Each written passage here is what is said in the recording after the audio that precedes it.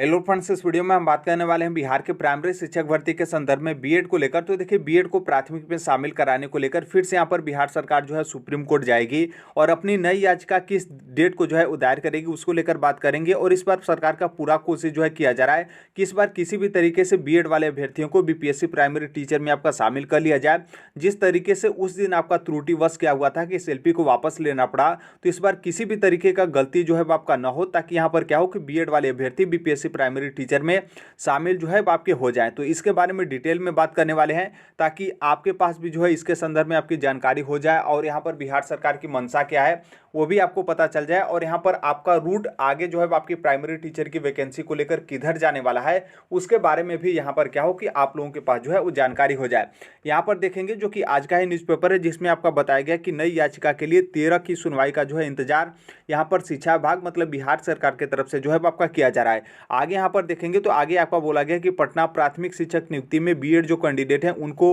उनको मान्य करने के संदर्भ में राज्य सरकार नए सिरे से जो है वो नई याचिका दाखिल करने का औपचारिक निर्णय जो है यहाँ पर ले लिया गया है। मतलब जो बीएड वाले कैंडिडेट हैं उनको प्राइमरी टीचर की वैकेंसी में शामिल करने को लेकर नए सिरे से जो आपकी याचिका दाखिल होगी उसका यहाँ पर जो है बिहार शिक्षा विभाग की तरफ से निर्णय जो है वो आपका ले लिया गया है। आगे यहाँ पर बोला गया कि इस मामले में राज्य सरकार 13 अक्टूबर के आसपास की जो मतलब 13 अक्टूबर के आसपास अपनी रीट मतलब यहाँ पर जो अपनी नई याचिका है उसको यहाँ पर राज्य सरकार की तरफ से जो है सुप्रीम कोर्ट में दाखिल जो है आपका किया जाएगा। फिर आगे यहाँ पर देखेंगे तो यहाँ पर बताया गया कि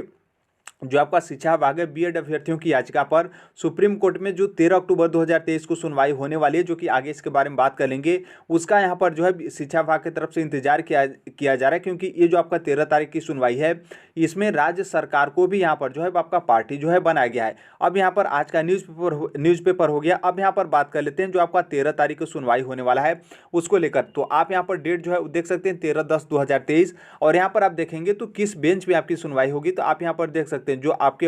honourable mister justice S Bopanna है उनकी बेंच पे जो है आपकी सुनवाई होगी। इनकी बेंच कौन सी बेंच है, तो आपको थोड़ा सा यहाँ पर ध्यान देना पड़ेगा कि 9 अक्टूबर 2023 को जो बिहार सरकार की तरफ से मतलब जो के पाठक की तरफ से सुप्रीम कोर्ट में अपनी एसएलपी दायर की गई थी और इस एसएलपी का जो आपका सुनवाई हुआ था जिसको यहाँ पर वापस लेना पड़ा, तो ये आपका कौन सा बेंच था, यही आपका जो आपके honourable justice Bopanna S Bopanna है इनके ही बेंच पे जो है सुनवाई हो रही थी। तो इनके बेंच से बिहार सरकार अपनी एसएलपी वापस ली। वापस लेने का रीजन बिहार सरकार की तरफ से बताया गया था कि उसमें कुछ त्रुटिवश जो है आपका हो गया था। हालांकि त्रुटिवश तो ठीक है, लेकिन 320 पेज की जो है वो भारी भरकम जो एसएलपी है बिहार सरकार की तरफ से दाखिल जो है आपकी की गई थी। अब यहाँ पर आगे बात कर लेते हैं कि ये जो आपका वापस वाला मैटर है बिहार सरकार की तरफ से बोला जा रहा है कि उसमें त्रुटि था, लेकिन वापस होने का यहाँ पर रियल मैटर था। यहाँ पर दो तरीके का मैटर था। देखिए यहाँ पर क्या है कि जो आपका जस्टिस बोपन्ना जो आपकी बेंच है उनके बेंच में सुनवाई हो रही थी, तो केस के ट्रांसफर का यहाँ पर जो है आपका मामला आता है। और यहाँ पर ट्रांसफर को लेकर दो मैटर जो है आपका यहाँ पर हो जाता है। दो मैटर यहाँ पर ये हो जाता है कि जिनकी बेंच में सुनवाई हो रही थी वो मतलब जो बोपन्ना वाली बेंच है, तो उनके बेंच की तरफ से बोला गया कि ये जो आपका केस है इसको हम ट्रांसफर कहाँ कर रहे हैं, जो आपके जस्टिस अनिरुद्ध बोस का बेंच है उस बेंच पे जो है हम इस केस को ट्रांसफर करेंगे। मतलब इस एसएलपी को याचिका को हम यहाँ पर जो है ट्रांसफर करेंगे। और ये जस्टिस अनिरुद्ध बोस वाला कौन सा बेंच है, ये वही बेंच है जिस बेंच से 11 अगस्त 2023 को सुप्रीम कोर्ट की तरफ से निर्णय आता है कि बीएड वाले अभ्यर्थी पूरे भारत भर से जो है प्राइमरी की वैकेंसी या फिर प्राइमरी टीचर या फिर पात्रता हो प्राइमरी से एलिजिबल नहीं रहेंगे, उनको यहाँ पर अपात्र जो है आपका किया जाता है। तो यहाँ पर जो उनकी बेंच में सुनवाई हो रही थी तो उनके मतलब उनका इसलिए कहना था कि यहाँ पर क्या है कि 2021 से जो है बीएड और डीएलएड का मामला जो है इस बेंच में जो है आपका सुनवाई हो रहा है। तो यहाँ पर अधिक प्रूफ या फिर जो भी ऑथेंटिक न्यूज़ या फिर जो भी बीएड के पक्ष में या फिर डीएलएड के पक्ष में वकील हैं उनके तरफ से यहाँ पर हर एक चीज़ जो है आपका जानकारी यहाँ पर रखा गया है। तो इस बेंच में जाएंगे तो अच्छे तरीके से आपका निर्णय होगा। और यहाँ पर ऑलरेडी आपका 2021 से मामला चल रहा था जिसको यहाँ पर 2023 में सॉल्व करके बीएड वाले अभ्यर्थियों को प्राइमरी टीचर की वैकेंसी से यहाँ पर अपात्र जो है आपका किया गया। अब नॉर्मल सी बात है, जैसे यहाँ पर बिहार सरकार को पता चलता है कि इनकी बेंच में आपकी सुनवाई होने जा रही है, तो बिहार सरकार की तरफ से जो इनके अधिवक्ता थे याचिका को क्या किया जाता है कि वापस ले लिया जाता है। और यहाँ पर बिहार सरकार का मंशा था कि ये जो केस ट्रांसफर वाला मामला है इसको कहाँ पर ट्रांसफर किया जाए। जो आपका छत्तीसगढ़ वाला आपका मामला था बीएड का, जिस बेंच में छत्तीसगढ़ वाले मामले में बीएड अभ्यर्थियों को जीत मिली और 25 सितंबर 2023 को उन लोग को नियुक्ति पत्र भी मिला। हालांकि उसमें शर्त ये था कि बाद में मान लीजिए छत्तीसगढ़ हाई कोर्ट का कोई निर्णय आता है तो आप लोगों को नौकरी पाने के बाद भी यहाँ पर वापस जो है आपका आना पड़ेगा। तो उस बेंच में यहाँ पर जो है बिहार सरकार की तरफ से जो है वो जाने का पूरा कोशिश और यहाँ पर केस ट्रांसफर का जो है यहाँ पर पूरा कोशिश जो है आपका किया जा रहा था। लेकिन यहाँ पर जो बेंच में सुनवाई हो रही थी तो उनके तरफ से बोला गया कि नहीं नहीं, हम उनके बेंच में ट्रांसफर नहीं करेंगे, हम यहाँ पर जस्टिस बोपन्ना वाले बेंच में जो है वो इस केस को जो अरे जस्टिस बोपन्ना बोले, जस्टिस अनिरुद्ध बोस वाले बेंच में जो है हम यहाँ पर केस को जो है वो ट्रांसफर करेंगे। अब ये तो आपका केस का मैटर हो गया। 13 अक्टूबर 2023 को सुनवाई है। अब यहाँ पर देखिए 13 अक्टूबर 2023 को क्या होता है और यहाँ पर बिहार सरकार क्या उसके बाद भी अपनी नई याचिका मतलब नई रीट या फिर नई एसएलपी दायर करेगी। तो देखिए 13 तारीख को 3 मैटर संभवतः हो सकता है। पहला यहाँ पर मैटर है कि जो बीएड वाले अभ्यर्थी हैं हो सकता है कि इनकी याचिका को खारिज किया जाए, क्योंकि नॉर्मल सी बात है। देखिए तत्काल में आप किसी भी तरीके से चाहते हैं कि बीएड वाले अभ्यर्थी प्राइमरी टीचर की वैकेंसी में शामिल हो जाएं तो उतना आसान नहीं है, बहुत मुश्किल है। क्योंकि आपने देखा होगा कि बहुत सारे स्टेट से आपकी याचिका दायर की गई लेकिन हर एक याचिका को जो है आपका खारिज किया गया। यदि बिहार सरकार की तरफ से 9 अक्टूबर 2023 को जो याचिका दायर की गई थी, यदि उस याचिका को वापस नहीं लिया जाता तो उस याचिका को भी जो है आपका खारिज किया जाता, इतना आपका कंफर्म था। तो देखिए या तो याचिका खारिज हो सकती है या फिर याचिका खारिज नहीं होगी तो जो आपके ऑनरेबल जस्टिस अनिरुद्ध बोस हैं, जो कि इन्हीं के माध्यम से 11 अगस्त 2023 को निर्णय आता है कि बीएड वाले कैंडिडेट प्राइमरी टीचर की वैकेंसी में एलिजिबल नहीं रहेंगे, तो हो सकता है कि इनके बेंच में जो है केस ट्रांसफर किया जाए। क्योंकि जिस बेंच में आपका 13 अक्टूबर 2023 को सुनवाई होगा वो संभवतः सुनवाई आप लोगों का मतलब जो बीएड और डीएलएड के पक्ष के वकील होंगे उनकी सुनवाई सुनने के बाद वो केस ट्रांसफर ही करेंगे। तो वो जब केस ट्रांसफर करेंगे तो वो देखिए इनके ही बेंच में जो है वो केस ट्रांसफर करेंगे जो जस्टिस अनिरुद्ध बोस हैं। या फिर ऐसा भी हो सकता है कि जो बीएड वाले अभ्यर्थी हैं उनकी तरफ से यहाँ पर याचिका जो है वापस ले लिया जाए। क्योंकि नॉर्मल सी बात है जैसे यहाँ पर जस्टिस अनिरुद्ध बोस का नाम आता है यहाँ पर याचिका वापस ही जो है आपका संभवतः लिया जाएगा। क्योंकि अनिरुद्ध बोस के बेंच में जाएगा तो नॉर्मल सी बात है वो याचिका को यहाँ पर खारिज ही करेंगे। क्योंकि इनके ही माध्यम से 2021 से सुनते सुनते 2023 में यहाँ पर बीएड वाले अभ्यर्थियों को प्राइमरी टीचर की वैकेंसी से मतलब एलिजिबल मतलब जो उनको अपात्र किया गया, तो नॉर्मल सी बात है कैसे अब यहाँ पर अपात्र कर देंगे। तो थोड़ा सा इस बात को ध्यान रखना है। 3 कंडीशन जो है आपका 13 तारीख को आपको देखने को मिलेगा, या तो आपका याचिका खारिज या फिर जो आपका याचिका उसको ट्रांसफर को लेकर दूसरे बेंच में, या फिर यहाँ पर क्या है कि जो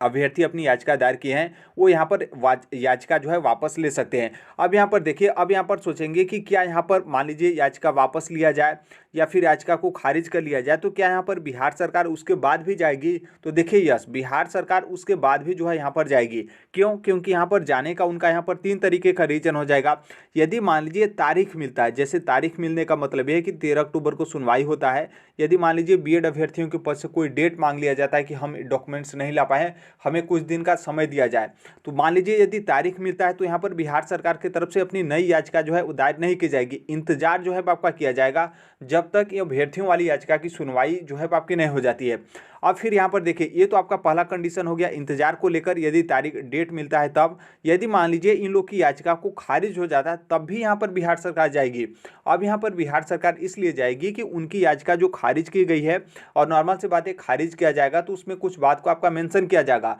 तो उसको यहाँ पर बिहार सरकार अपने तरीके से कुछ ऐसे तथ्य होंगे जिसको छुपाकर, या फिर कुछ वैसे मैटर होंगे जिसको अपने तरीके से मन गढ़ंत बनाकर उन लोग यहाँ पर फिर से जो है सुप्रीम कोर्ट में अपनी नई याचिका जो है वो दायर करेंगे। यदि मान लीजिए यहाँ पर बीएड वाले अभ्यर्थियों को राहत मिल जाती है, देखिए राहत मिलना बहुत मुश्किल है, लेकिन यदि मान लीजिए नॉर्मल सी बात है जज वहाँ पर बैठेंगे, हम हमारे और आपसे यहाँ से कहने से कुछ नहीं होगा, लेकिन यहाँ पर 100 मतलब यहाँ पर 99.99% यहाँ पर क्या है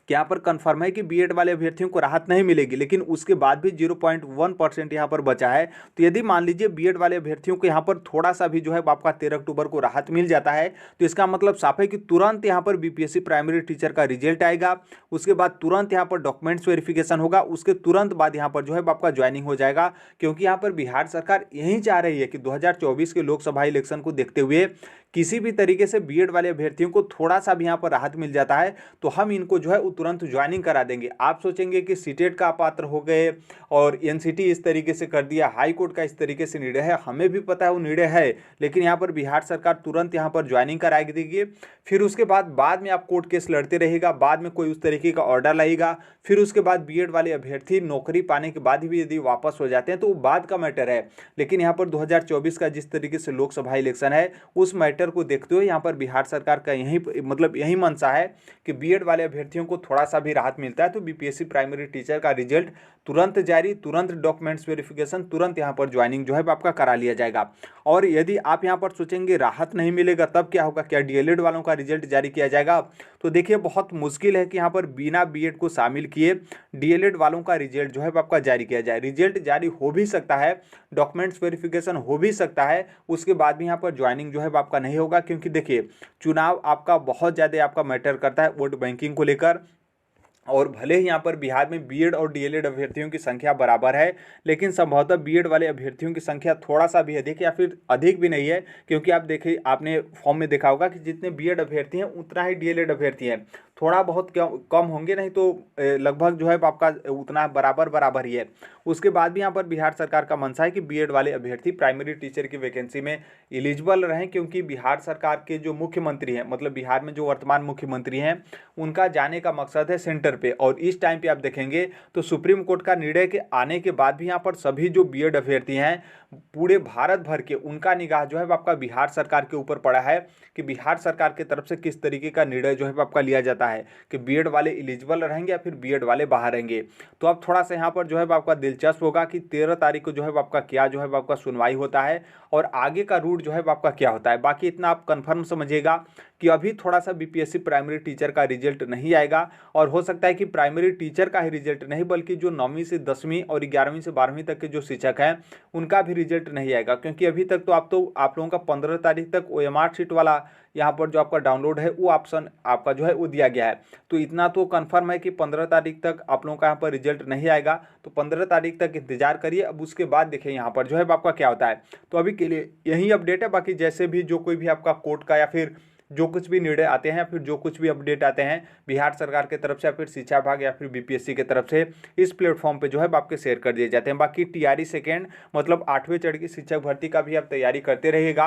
क्योंकि उसका भी नवंबर या फिर दिसंबर के मिड तक जो है एग्जाम यहाँ पर फाइनल कंप्लीट जो है आपका करा लेना है। तो अभी यदि टीचिंग एग्जाम या फिर अभी यदि यहाँ पर मतलब 100 बात की एक बात के तौर पर आप यहाँ पर देखेंगे तो यहाँ पर बिहार सरकार का पूरा मंशा है कि यदि रिजल्ट आएगा प्राइमरी टीचर का तो बीएड वाले अभ्यर्थियों को शामिल करने को लेकर, और यदि मान लीजिए बीएड वाले अभ्यर्थी शामिल नहीं होते हैं तो बीपीएससी प्राइमरी टीचर में सिर्फ केवल डीएलएड वाले अभ्यर्थियों का रिजल्ट जारी करना बहुत ही यहाँ पर मुश्किल है। यदि मान लीजिए अभ्यर्थी बहुत ज़्यादा आंदोलन करते हैं, कोई उस तरीके का कोर्ट का निर्णय आता है कि हम अपर मुख्य सचिव पे जुर्माना लगाएंगे, बिहार सरकार पे जुर्माना लगाएंगे, तो अलग बात है, हो सकता है कि उस मैटर में जो है आप लोगों का रिजल्ट जारी कर दिया जाए। बाकी अन्यथा बहुत मुश्किल है कि बीएड वाले अभ्यर्थियों को छोड़कर यहाँ पर सिर्फ डीएलएड वाले अभ्यर्थियों का जो है आपका रिजल्ट जारी किया जाए। देखिए यहाँ पर मेरा मकसद ये नहीं है कि आप मतलब हम बीएड के पक्ष में या फिर डीएलएड के पक्ष में, आप अपने से खुद से अनुमान लगाइए कि जब इस तरीके से सुप्रीम कोर्ट, एनसीटी और फिर बिहार का खुद पटना हाई कोर्ट का जो है आपका निर्णय था,